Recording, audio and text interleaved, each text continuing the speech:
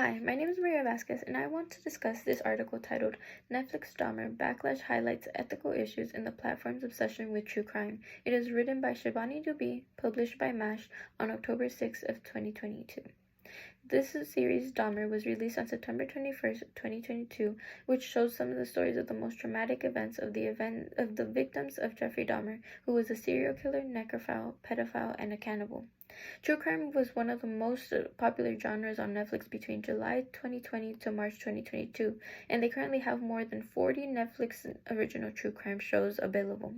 Dahmer was watched over 196 million hours in the first week that it was released, and it casted one of the most known and sought-after horror actors named Evan Peters. So people on social media began fantasizing and making edits about how attractive he looked portraying this character. Netflix has done many of these documentaries and docuseries. In 2018 and 2019, they released a lot of content about Ted Bundy, which gathered a great attention because of his attractiveness.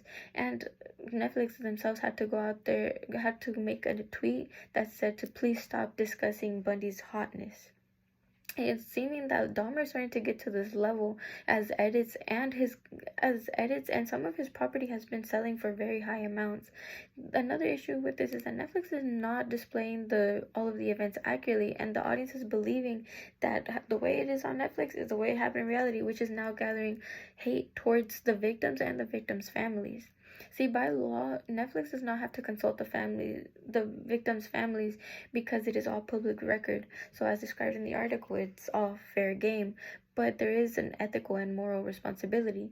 Unless Netflix were to take a deep dive into the families' lives and detail by detail, then they would have to consider it. But Netflix has avoided this because they just briefly gloss over a backstory of the victims.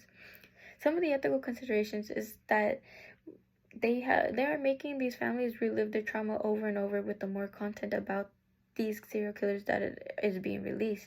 They don't ask for consent, and they don't offer profit to the victims' families. They also aren't properly portraying the events just for entertainment reasons. And another big thing that a lot of people don't understand or don't realize is that this may inspire others to do the same. Other people who may have these same fantasies that are being portrayed as these characters, they might be inspired and say, oh, if he did that, I can go and recreate that, or I can do it better. Netflix is mainly doing this for the money, and because they know that true crime sells. In 2021, Netflix reportedly held $18.8 billion in debt that could rise to $20 billion in 2022. In January of 2022, Netflix shares dropped by 21% and have consistently fallen due to the growing competition such as Hulu and HBO Max and other streaming platforms. Some of the alternatives to this is that they can just simply ask for consent, or at least just reach out to families before making the films. Let them know that they're about to do this. If they still plan to do it without the consent of them, at least let them know, hey, I'm going to release this about your family. They can also offer profit, which may not be their most favorable option, but it can also go away, kind of compensate them for their traumas. They also should not cast actors that are known to be glorified, that are known to be attractive, so they don't risk them being glorified in those roles.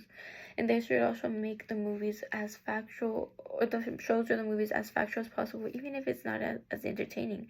The ethics behind this is that the families become more comfortable with the traumas being used for entertainment, and a bit of compensation for the trauma that they had to live through for the sake of content for Netflix. It also doesn't, as mentioned before, doesn't risk glorification or admiration because the audience begins to find them attractive. And it also does not inspire people as they see it as facts and such a difficult situation, instead of something of, oh, I love that they did that, or I wish I could do that. It also doesn't misrepresent the victims, because now not only were they a victim, but now they're getting hate, and their family has to live through that, and such a misrepresentation of who they were and what they actually did and what actually took place.